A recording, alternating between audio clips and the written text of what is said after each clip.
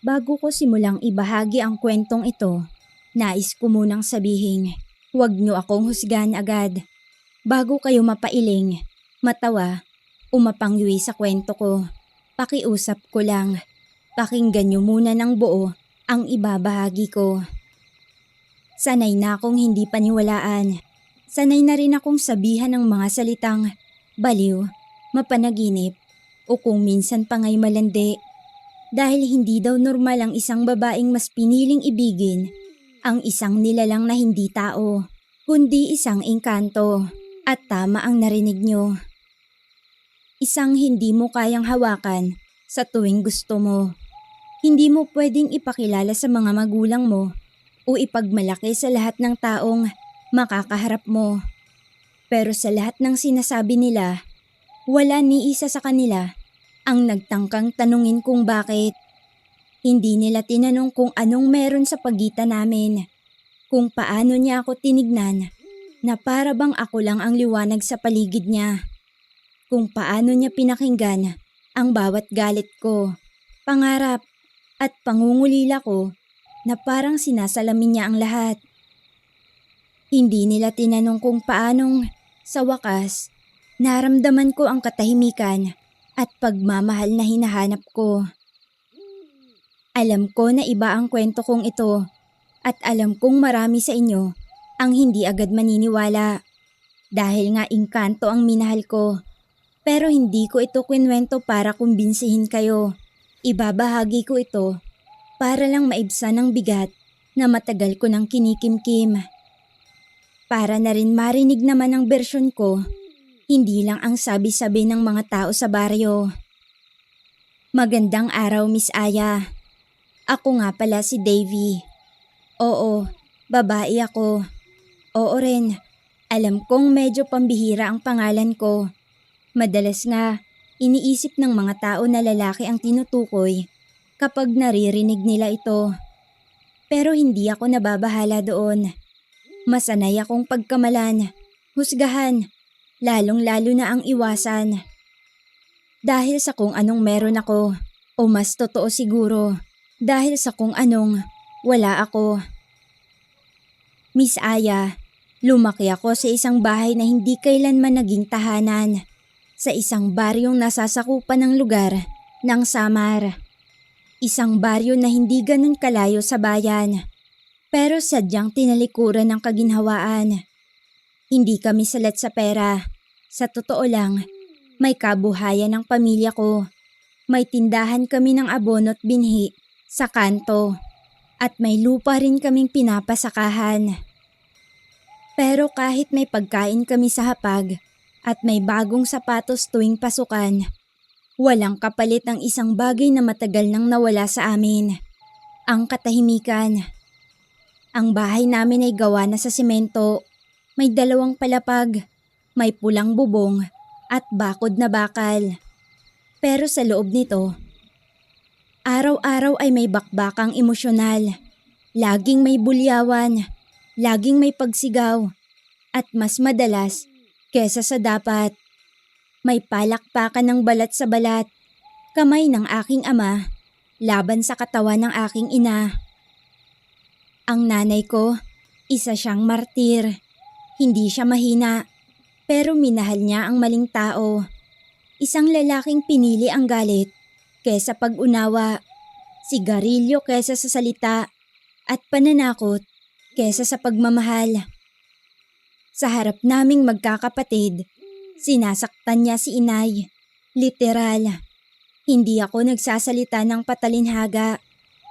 Hinahampas niya ito gamit ang sinturon.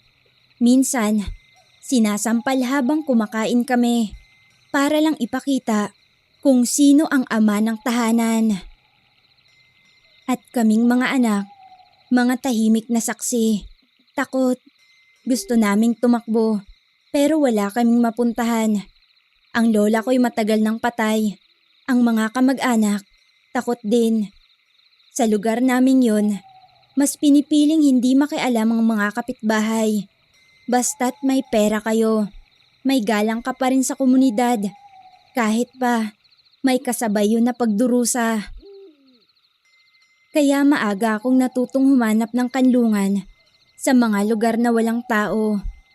Sa dulo ng likod bahay namin, kung saan may lunti ang damuhan at puno ng akasya.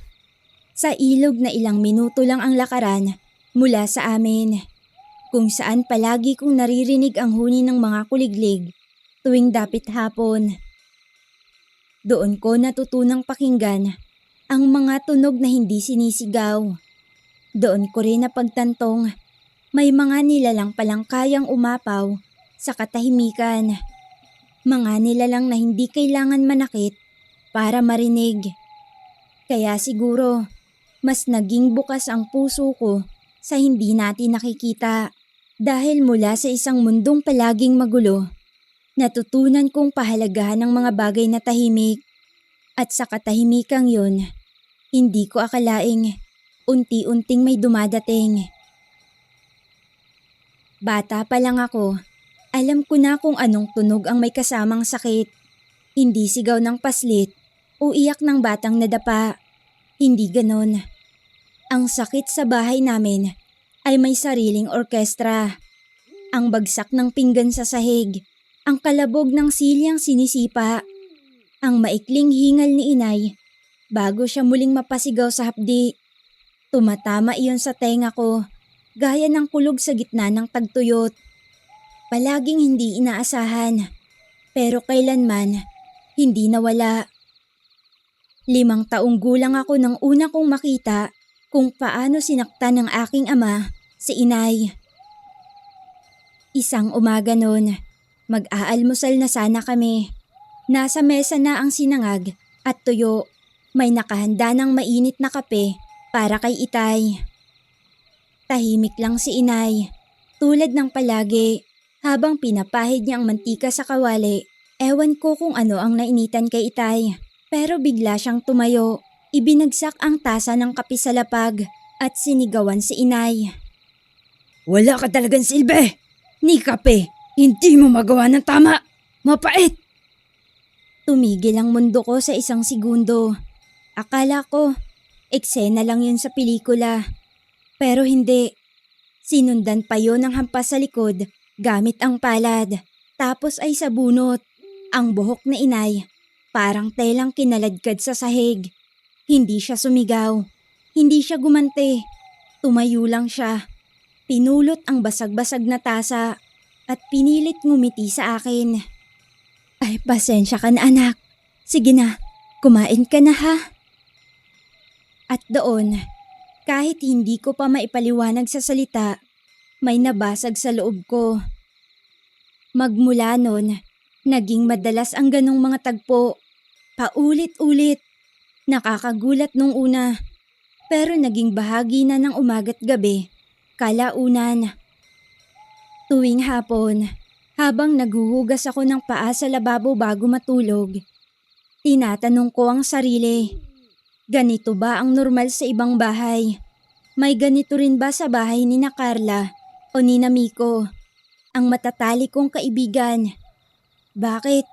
Parang laging si inay ang nasasaktan, kahit wala naman siyang ginagawang masama.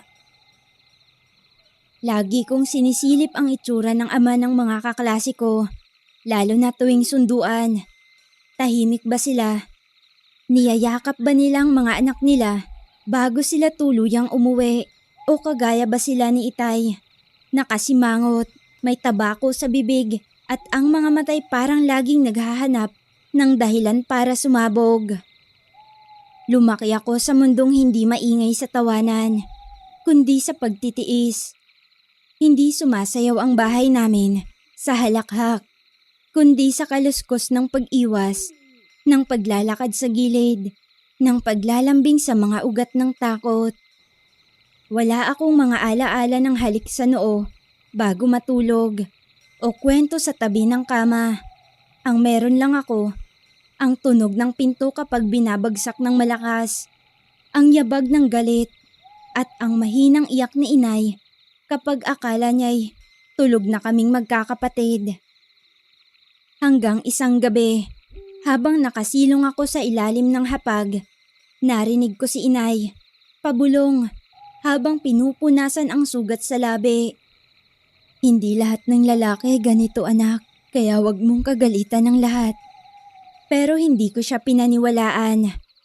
Doon pa lang, sa edad na 10 o 11, tahimik akong nanumpa sa sarili ko na hindi ako magiging tulad niya, na hindi ako magmamahal ng lalaki, na kung may iba pang nilalang sa mundong ito, maski hindi tao, na kayang magpakita ng pagmamahal ng walang galit, walang pamimilit, ng walang pananakit, doon ko ibubuhos ang sarili ko. Marami akong tanong noon, pero malinaw sa akin ang isa. Hindi ko gugustuhing mahalin ang kagaya ng aking ama. At kung darating ang panahon na kailangan kong mamili kung sino ang iibigin ko, pipiliin kong tumalikod sa kung ano ang itinuturing ng mundo na normal. Hindi nagbago ang buhay namin kahit lumaki na akong ganap na dalaga. 18 anyos na ako noon, pero ang bahay pa rin namin ang pinakamaingay sa buong baryo. Kahit wala namang radyo o telebisyon. Ang ingay ay hindi galing sa tawa. Galing iyon sa mura, sigaw at kalabog ng mga bagay na binabato ni Itay tuwing hindi niya gusto ang niluluto ni Inay o kapag natalo siya sa sugal. Unyemas Nina, nasaan ang pera? Sigaw ni Itay minsan nang dumating na amoy alak at may galos sa kilay. Halatang galing sa away sa sabungan. Naipambili ko na ng bigas at gamot sa bunso natin. May sakit siya. Mahina at nanginginig na sagot ni Inay habang pilit na hindi umiiwas ng tingin. Hindi ako sanay makisali, pero may mga gabing hindi ko na talaga matiis. Tay, pwede bang wag niyo na pong saktan si Inay? Pabulong kong sabi habang hawak ko ang laylayan ng palda ni Inay. Nanginginig ang tuhod ko pero pinilit kong magsalita. Napatingin si Itay sa akin. Puno ng galit ang mga mata niya. Tumikhim siya, lumapit at biglang tinuro ako ng daliri niya. Huwag kang makikialam dito, Devi. Babae ang nanay mo. Dapat matuto siya. Sige na, Devi anak. Sige na, pumasok ka na sa silid mo.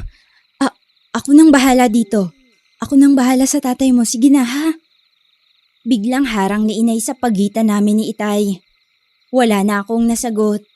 Pero simula noon, mas lalong tumigas ang damdamin ko. Hindi niya kami sinasaktan ng mga kapatid ko. Kahit kailan, lahat ng galit niya, na kay Inay lang. Para bang si Inay ang sisidlan ng lahat ng pagkatalo at kabiguan niya sa buhay. Palagi niya pang sinasabing, kung hindi kita pinakasalan, baka mas naging maayos pa ako. Lecheng buhay to. At si Inay, kagatlabing na kayo kulang, hawak ang lamog na braso o ang punit na saya. Laging ganon. Sa tuwing nababasag ang pinggan, parang nababasag din ang loob ko. Kaya't natutunan kong umiwas. Hindi sa paraang matatawag mong rebelde. Hindi ako natutong magbarkada. Hindi rin ako natutong uminom.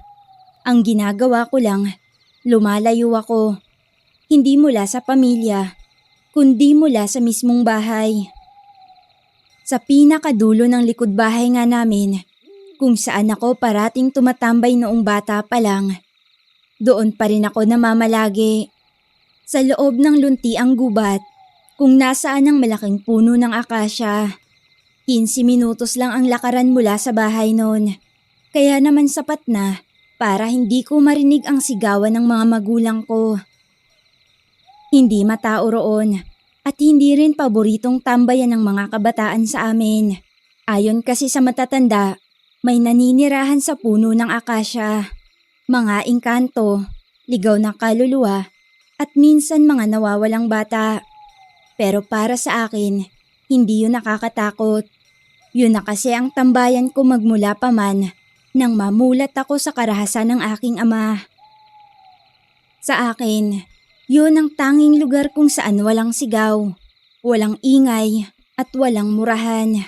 Payapa lang, tahimik at malamig ang hangin na mas lalong nagbibigay ng kapanatagan sa akin. Isang hapon, matapos na namang sakta ni Itay si inay dahil lamang sa sinabawang gulay na hilaw daw ang sitaw. Tumakbo ako palabas ng bahay. Hindi ko alam kung saan ako pupunta. Pero sa huli, tumigil ang mga paa ko sa simula ng masukal na daan sa kagubatan. Hindi na kita kayang pakinggan, Ay. Ayoko nang marinig yung tinig mo na walang lakas. Ayoko nang makita ang katawan mo na punong-puno ng pasensya. Hanggang kailan mo ba talaga titiisin yan? Bulong ko habang pinupunasan ng luha ko. Marahan na akong naglakad papasok sa looban. Tinatalon ang mga ugat ng puno. Humahakbang sa mababaw na ilog. Hanggang sa narating ko ang isang maliit na bukal na parang palihim na umiiral sa gitna ng mga puno. Doon ako naupo. Binunot ko ang lumang kwaderno ko. Yung may mga sulat ng tula, tanong, at mga lihim na pangarap ko. Sana may ibang uri ng pag-ibig. Yung hindi kailangang saktan ka para mapatunayan mong totoo ito. Sulat ko at doon ko na nga inilabas ang lahat ng nararamdaman ko. Tuwing hapon, palihim akong bumabalik sa gubat. Yun ang naging tahimik kong tahanan. Kahit hindi ako nagsasalita, para bang may nakikinig. Kahit walang sumasagot, para bang may nakakaintindi sa akin sa lugar na yon. At sa bawat pag-upo ko sa lilim ng matandang puno ng akasya, parang mas lalo kong nararamdaman na hindi ako nag-iisa. Minsan, nararamdaman kong may malamig na hangin na dumadaan kahit walang ihip ng hangin sa paligid. Minsan naman, parang may mga mata sa dilim. Hindi mabigat, kundi magaan, hindi nakakatakot. Sa bawat oras na pananahimik ko nga roon, isang bagay ang lalong tumitibay sa puso ko. Kung may pagkakataong magmahal ako, hindi iyon sa isang lalaking tulad ng aking ama. Hindi ako uulit sa kasaysayan ng aking ina. Hindi ako magiging martir. At kung may ibang nilalang sa mundong ito, tao man o hindi, na kayang magpakita ng tunay na pag-unawa at katahimikan, doon ko ilalaan ang puso ko.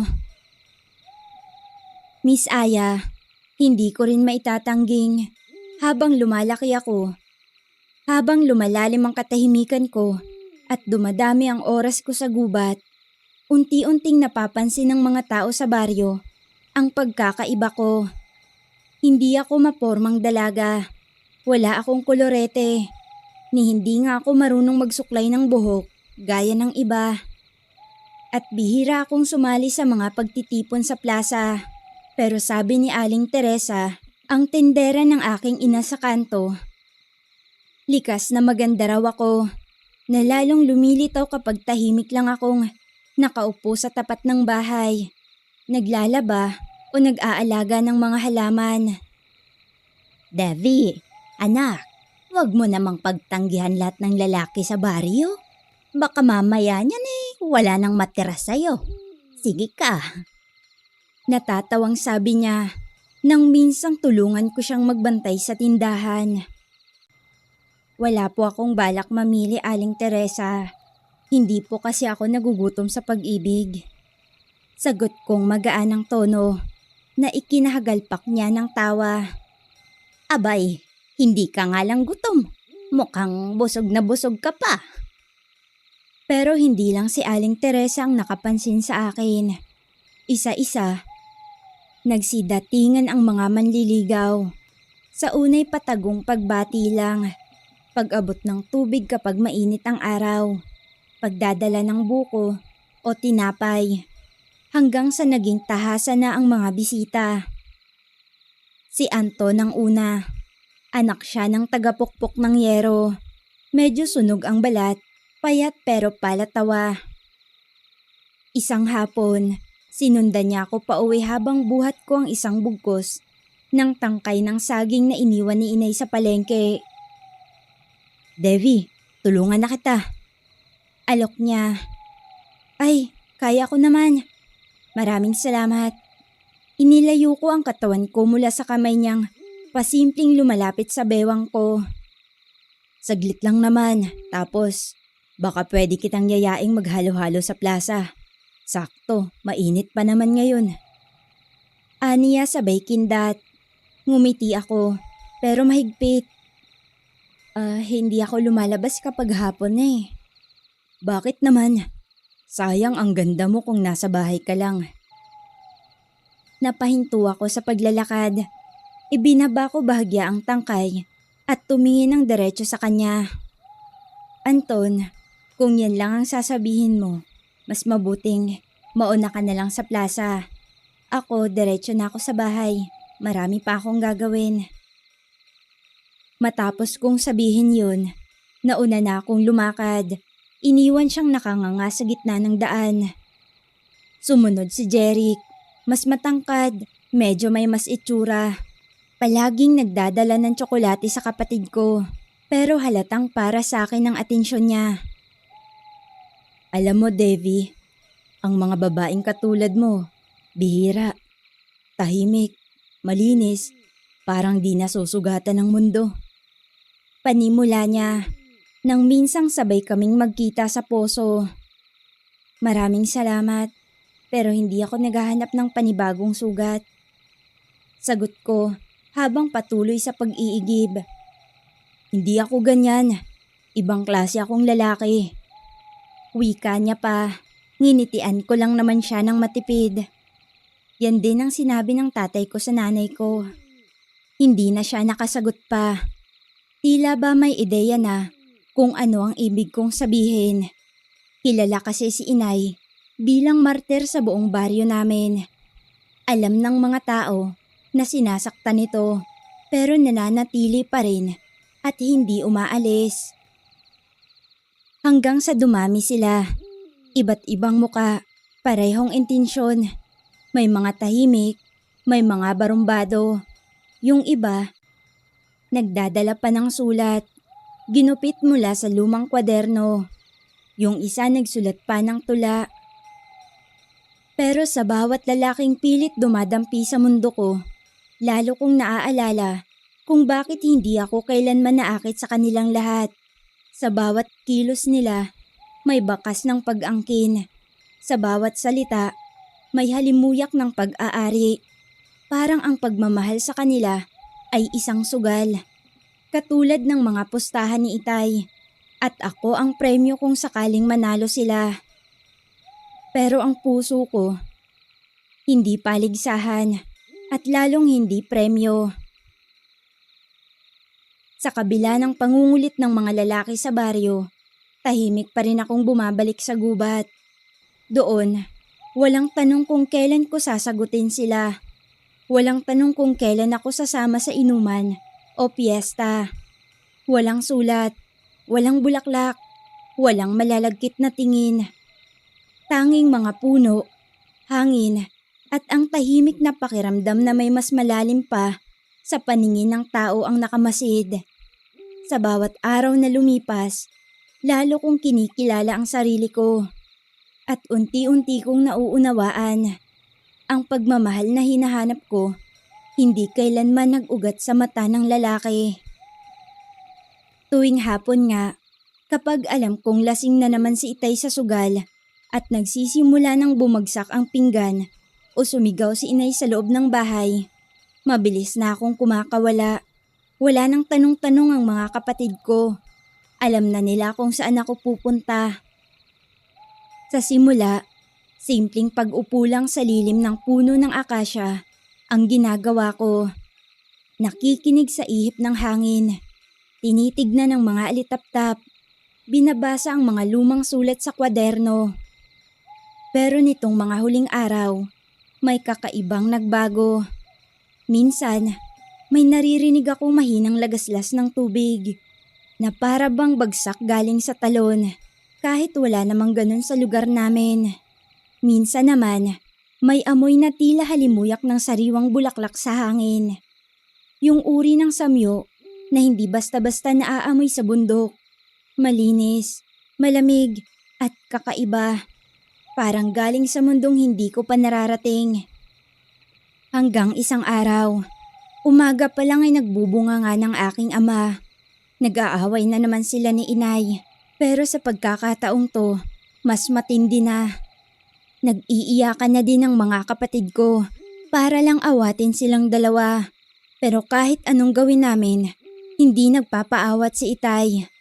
Si inay naman, walang ibang ginagawa kundi magmakaawa kay itay na itigil na ang ginagawa nito. Pero para bang walang naririnig si itay at mas lalo lang umiinit ang ulo niya. Hindi ko na nga natiis pang manatili sa bahay. Gayong kahit anong gawin namin, hindi din naman nagpapaawat ang dalawa. Muli, lumabas ako at nagtungo sa lugar kung saan ako namamalagi kapag magulo sa bahay. Habang nakaupo ako sa ugat ng puno ng akasya, bigla akong nakaramdam ng bahagyang panginginig ng lupa. Hindi lindol, hindi rin hayop. Parang may humakbang, malalambot, mabagal na yapak. Napalingon ako sa likuran. May tao ba dyan? Tanong ko sa hangin, kahit na alam ko namang wala talagang tao. Walang sumagot. Tumayo ako, tahimik. Pinakiramdaman ko lang ang paligid. Wala naman akong nakita, pero may naramdaman ako. Yung init na parang may matang nakatitig sa likod mo. Yung tipong alam mong hindi ka nag-iisa. Kung may hayop man dito, hindi ako nananakit. Pabulong kong dagdag habang bumabalik sa pagkakaupo. Tahimik, nakakabingi ang katahimikan. Pero sa gitna nito, parang may malamig na hangin na dumaan sa batok ko. Napapitlag ako. Naisip kong baka may multo o baka imahinasyon ko lang. Pero hindi ako umalis. Maliwanag pa naman ang mga oras na yon. At sigurado akong hindi pa tapos magkagulo ang mga magulang ko sa bahay. Kaya minabuti ko nang manatili pa roon. Habang nakasandal at nagmumuni-muni, hindi ko namalayang nakatulog na pala ako sa tabi ng puno. At sa panaginip ko, doon siya unang dumating. Hindi ko siya makita ng buo. Ang natatandaan ko lang, may lalaking nakatayo sa gitna ng liwanag. Di kalayuan sa akin. Hindi siya lumalapit. Hindi rin siya nagsasalita. Pero ramdam ko, sa puso ko, sa mismong balat ko, na hindi siya tao. Hindi siya nakakatakot. Sa totoo lang, ang presensya niya ay may tahimik pa sa lahat ng katahimikan sa mundo. Parang sagot sa lahat ng tanong na hindi ko mabigkas. Parang paghinga pagkatapos ng mahabang iyak. Pagdilat ko, magdidilim na ang paligid. Naririnig ko na ang mga ibon na dumadapo sa mga puno at nag-uumpisa ng mag-ingay ang mga kuliglig. Nang akmang tatayo na ako, napatingin ako sa palad ko. May nakaipit na isang maliit, puting bulaklak na hindi ko alam kung paano napunta roon. Maliit lang ito, parang sampagita, pero mas mapusyaw ang kulay at mas malamig ang amoy. Walang ganong klasing bulaklak sa gubat na yon. Saglit ko pa itong pinagmasdan bago ko inilagay sa loob ng bulsa ko at naglakad na ako pauwi. Simula noon, nag-iba na ang pakiramdam ko sa gubat. Parang may kausap na ako, kahit wala naman. Parang may mga mata sa pagitan ng mga dahon na hindi mapanghusga. Minsan, naririnig ko pa ang sarili kong nagsasalita nang hindi ko namamalayan. Kung nandyan ka, salamat kasi hindi mo ko sinasaktan. Minsang bulong ko nang muli akong tumambay roon. Lumipas pa ang mga araw, tapos naging linggo. At sa bawat gabi na tumitigil ako sa gubat, mas lalong lumalalim ang presensya. Sa umpisa, tahimik lang siyang nandun, walang kilos, walang galaw. Tila nakikinig lang siya sa lahat ng iniisip ko, kahit hindi ko sinasabi. Bawat buntong hininga ko, Bawat salita ng pagod at tanong, parang inaabot niya ng kanyang di maipaliwanag na katahimikan. At doon, natutunan kong magsalita ng buong buo. Hindi para ipagtanggol ang sarili, kundi para lang marinig ako, kahit ng hangin. Pero isang gabi, habang nasa ilalim ako ng puno, nakasandal, at ang buwan ay nasa gitna ng langit, narinig ko siyang unang beses na nagsalita. Devi. Tawag niya sa pangalan ko. Isang mahina, halos bulong, parang dumaan lang sa hangin. Ngunit malinaw na malinaw sa pandinig ko. Napamulagat ako. Sino yan? Tanong ko, halos hindi ko maramdaman ang sariling tinig. Pero walang sumagot. Bumangon ako, pinakiramdaman ang paligid. Tahimik. Pero hindi ako natakot. Hindi rin ako umalis. Nagtagal pa ako roon ng ilang oras.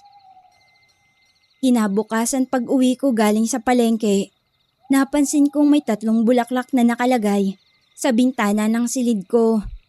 Pareho sa nakita kong maliit na bulaklak sa palad ko noon. Walang ibang nakakapasok sa silid ko, kundi ako lang. Nagsasara din ako ng bintana gabi-gabi, kaya hindi ko alam kung paano yung nakapasok roon. Pero hindi na ako nagtanong. Basta't inilagay ko na lang ito sa garapon ng tubig sa tabi ng higaan ko. Kinagabihan, matutulog na sana ako nang marinig ko na naman ang mahinang iyak ni inay sa kabilang silid. Mahina lang, pero ramdam na ramdam ko ang sakit at binibiyak nito ang puso ko. Nang araw na yun kasi, napag-alaman naming may kabit ang aking ama na ibinabahay niya sa kabilang baryo. Kaya pala, minsanan na lang ito kung umuwi sa amin at galit pa. Napakasakit din nun para sa akin, pero wala nang higit na sasakit pa sa tuwing naririnig kong tumatangis ang aking ina. Hindi ako natulog sa bahay. Dumaan ako sa damuhan at binaybay ang daan patungo sa loob ng gubat kung nasaan ang puno ng akasya. Bitbit ko lang ang kumot ko at ang tanging ilaw ko lang ay ang liwanag ng buwan. Makaraan lang ang ilang sandali, nasa may puno na ako ng akasya. Malamig ang hangin at napakapayapa ng gabing yun. Maya-maya pa, naramdaman ko ang lupa sa paligid ko, parang huminga. At sa pag-angat ko ng ulo, nakita ko ang isang nilalang na sa tanang buhay ko ay hindi ko inaasahang matatagpuan ko. Hindi malinaw nung una, pero hindi tao at hindi rin anino. Parang katawan na binuo ng liwanag ng buwan at usok ng gabi. Hugis lalaki, maikli ang kulay puting buhok, mapanatag ang anyo. At sa mga mata niya, doon ko unang nakita ang uri ng lungkot na matagal ko nang kinikimkim sa puso ko. Hindi siya ngumiti, hindi rin naman siya nagtangkang lumapit. Devi, matagal na kitang pinagmamasdan. At ngayong gabi, ngayon lang ako nagkaroon ng lakas ng loob para magpakita sa'yo. Hindi agad ako nakapagsalita. Hindi ko alam kung ano ang sasabihin ko. Lalo na nang tuluyan kong makita ang kabuuan ng itsura nito. Ang napakagwapo niyang muka, ang napakakinis at puti niyang balat. Hindi ko siya maihahalin tulad sa isang banyaga. Pero higit pa roon ang kagandahang taglay niya na para bang hindi angkop sa mundong to. Hindi ako gumalaw, hindi rin ako umiwas. Sa halip, huminga ako ng malalim. Alam kong hindi siya tao at alam kong ang presensyang matagal ko nang nararamdaman ay pag-aari niya. Ako si Kalyas, ang engkantong tagapagbantay ng punong to. Dagdag niya pa, saka inilahad ang palad para makipagkamay sa akin. Wala namang pagdadalawang isip na tinanggap ko yun. At sa puntong yun, Miss Aya, parang lumakas ang liwanag ng buwan At nang pumikit ako saglit, naramdaman ko ang haplos ng hangin sa pisngi ko. Para bang ang lahat ng bigat at hinanakit sa loob ng dibdib ko ay bigla na lang naglaho. Naramdaman ko ang hindi maipaliwanag na kapanatagan at kapayapaan sa loob ko na kailanman ay hindi ko natagpuan sa loob mismo ng bahay namin. Hindi siya isang multo, hindi siya isang pantasya. Isa siyang nilalang na matagal nang naghihintay, na marinig, na makita, at mahalin. Hindi dahil sa anyo, kundi sa presensya niyang matagal nang nakakabit sa akin. At ako, ang lumaki sa mundong puno ng ingay, pananakit, at panlilin lang. Pero sa piling ng isang engkanto, sa gitna ng katahimikan ng gubat, doon ko natagpuan ang unang pag-ibig na hindi kailangan ipaglaban sa sigawan, kundi unawain sa pananahimik. Hindi agad kami nagkausap ng buong-buo, Miss Aya. Matagal pa ang mga gabi na panay bulong ang palitan naming dalawa. Sa tuwing naririnig ko nga ang tinig niya, nararamdaman kong gumagaan ang dibdib ko kahit wala siyang inaalok na solusyon sa lahat ng sugat na dala ko. Para bang siya na ang matagal kong hinahanap na kapayapaan at katahimikan. Pumapanatag ang loob ko tuwing kasama ko siya. Nakakalimutan ko ang lahat ng problema ko na dulot ng aking ama. Hindi ka ba natatakot sa akin, Devi? Tanong niya minsan habang ako ay nakaupo sa lilim ng akasya. Hindi naman. Mas nakakatakot pa ang tinig ng sinturon sa balat ni inay. Mas nakakatakot pa nga kapag nakita mo ang mata ng taong dapat sana'y nagtatanggol sa inyo pero siya pa ang unang nananakit. Mahinang tugon ko. Tumahimik siyang muli. Alam kong naroon siya. Hindi ko man siya nakikita pero ramdam kong nilulukob ako ng presensya niya. Hindi para sakupin, kundi para yakapin at damhin ang sakit na nararamdaman ko. Ganun lang parati ang ginagawa namin. Tumatambay sa ilalim ng puno ng akasya at minsan naglalakad-lakad kami sa gubat. Hindi kami magkahawak kamay. Wala ring pisikal na anyo siyang malinaw. Parang usok lang. Parang sinag ng buwan na may sariling isip. Pero naroon siya. Palagi siyang nasa tabi ko. Nagiging mas malinaw lang siya kapag tahimik akong nakikinig. Hindi siya basta-basta nagpapakita, lalo na ng emosyong galit o kaba. Kailangan mong maging bukas o marunong huminto. Simula noon, naging parang lihim kong tahanan ng gubat. Kahit hindi araw-araw, nagpapakita siya. Naroon pa rin ang katahimikan na tinig niya ang minsang bumasag. Pero alam kong hindi ito basta kwentong kay saya lang. Hindi lahat ng ganitong damdamin madaling ipaliwanag, lalo na sa mga taong wala sa parehong karanasan. Kaya tahimik ako sa bahay, sa bayan, sa mga kaibigan kong nagpapayo na mag-asawa na ako bago pa ako tumandang dalaga. Kung alam lang nila ang dahilan kung bakit ni minsan hindi ako nahulog sa kahit sinong lalaki sa bayan namin. Isang gabi, habang naglalakad ako pabalik sa bahay mula sa gubat, nadaanan ko ang barkadang laging nagpapapansin. Isa roon si Tomas.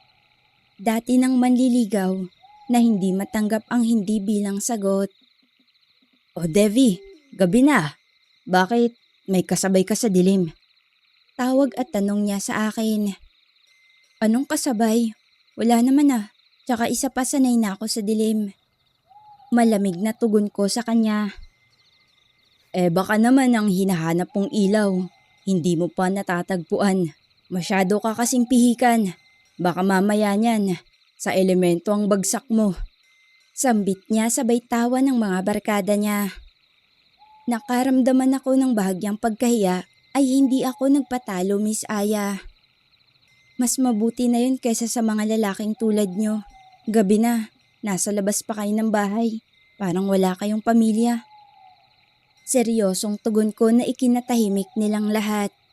Hindi na ako nagsayang pa ng oras sa kanila. Nagpatuloy na ako sa paglalakad. Alam ko namang hindi nila maiintindihan na may liwanag akong taglay na hindi nila kailanman mauunawaan. Isang gabi, habang nasa gubat ako ay bumuhos ang malakas na ulan. Nakaligtaan kong tag-ulan na pala ng mga buwan na iyon.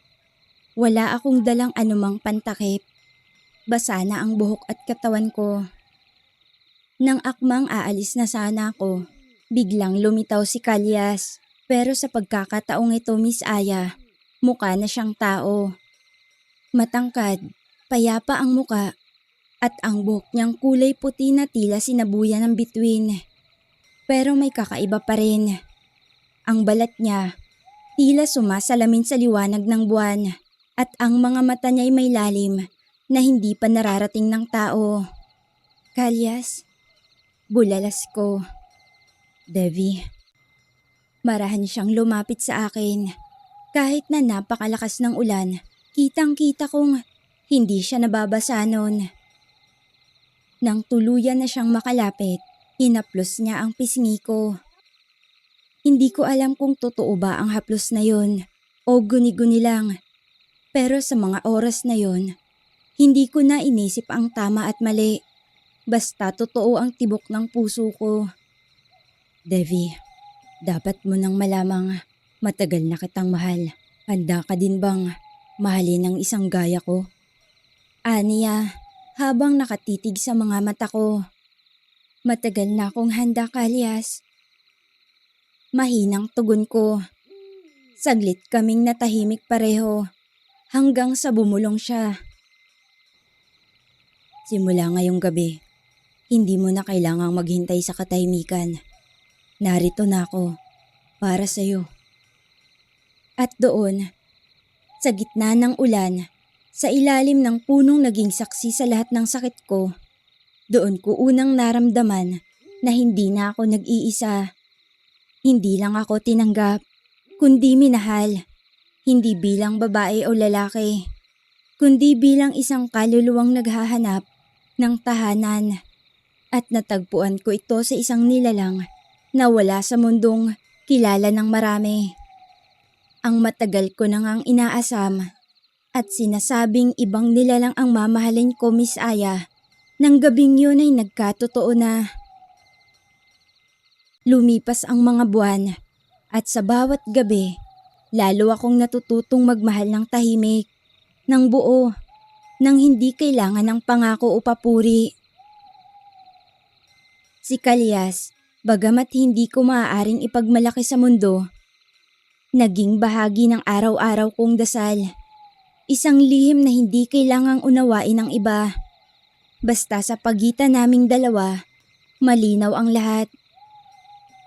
Pero dumating din ang hindi maiiwasan. Isang gabi, hindi na siya dumating. Pangalawang gabi, wala pa rin. Sa pangatlong gabi, tinawag ko na siya ng paulit-ulit sa ilalim ng akasya. Ngunit tanging hangin at ulan ang tumugon sa akin. Naisip ko, baka ito na nga. Baka ang mga tulad niya may hangganan din sa pananatili. O baka hindi talaga siya para sa akin habang buhay. Isa lang siyang dumaan para iparamdam sa akin kung paano ang tunay na pagmamahal. Kahit walang anyo, kahit walang salita, at kahit wala sa mundong ito. Yun ay ang pagmamahal na kailanman ay hindi naramdaman o naranasan ng aking ina sa aking ama. Hindi ako umiyak, hindi ako nagalit. Umupo lang ako sa ilalim ng akasya, gaya ng dati. At gaya rin ng dati, doon ko nilabas ang lahat. Pero sa pagkakataong yun, hindi na sakit, kundi pagpapasalamat. Dahil kahit papaano at sa maikling panahon, naramdaman ko ang totoong pagmamahal nang walang kaakibat na pananakit ng emosyonal at pisikal. Pagka-uwi ko sa bahay, may iniwang bulaklak sa lamesa, katulad ng dati. Isang uri ng bulaklak na hindi tumutubo sa kahit anong halaman sa bayan namin. Isa lang ang ibig sabihin nun. Hindi siya tuluyang nawala. Pinili niya lang na hindi na magpakita. Baka dahil yun ang nararapat. O baka dahil alam niyang kaya ko nang tumayo mag-isa, nang hindi hinahanap ang katahimikan sa ibang nilalang. Ngayong kasalukuyan, Miss Aya, tahimik na ang buhay ko. Pumanaw na rin si Itay ilang taon matapos naming maghiwa-hiwalay ng landas bilang pamilya. Si Inay, bagamat may pilat ng nakaraan, natuto na ring ngumiti. Ako naman, lumaking saksi sa pananakit, ngunit hindi pumayag na manahin ito. Ako ang babaeng minahal ng isang engkanto at mas piniling manatiling totoo sa damdamin kahit hindi ito karaniwan. Hindi ko na kailanman pinilit ang sarili kong magmahal ng tao. Kasi minsan, sapat nang may isang nilalang na nagpatunay sa'yo na karapat-dapat kang mahalin ng buo, kahit sino ka pa. At kung tatanungin mo ko, Miss Aya, kung pinagsisisihan ko ba? Hindi. Dahil minsan sa buhay ko, naging tahanan ako ng isang nilalang na nalikha ng kalikasan, hindi ng lipunan. At para sa akin, sapat na yun.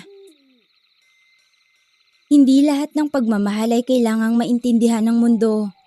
Minsan, ang pinakamalalim ay yaong sa katahimikan lang nabubuo. Hindi lahat ng pag-ibig ay kailangang ipagsigawan. Hindi rin ito kailangang maunawaan ng marami para maging totoo. Ang mahalaga, totoo ito sa'yo. Dumaan ako sa mundong puno ng kirot at ingay, kung saan ang pagmamahal ay naging dahilan ng luha, hindi saya. Pero dumating siya, hindi bilang tagapagligtas, kundi bilang paalala na may ibang uri ng pag-ibig, yung tahimik, payapa, buo. Marami ang hindi makakaintindi kung bakit isang engkanto ang minahal ko. Marahil pagtatawanan nila ako o aakusahang nasisiraan na ng bait. Pero hindi nila naranasan ang paghaplos ng hangin na parang yakap. Hindi nila narinig ang boses na walang anyo, pero laging nandun sa mga gabing wasak ang puso ko. Hindi nila alam kung paanong sa isang nilalang na hindi kilala ng mundo, doon ko unang nakita ang sarili kong may halaga.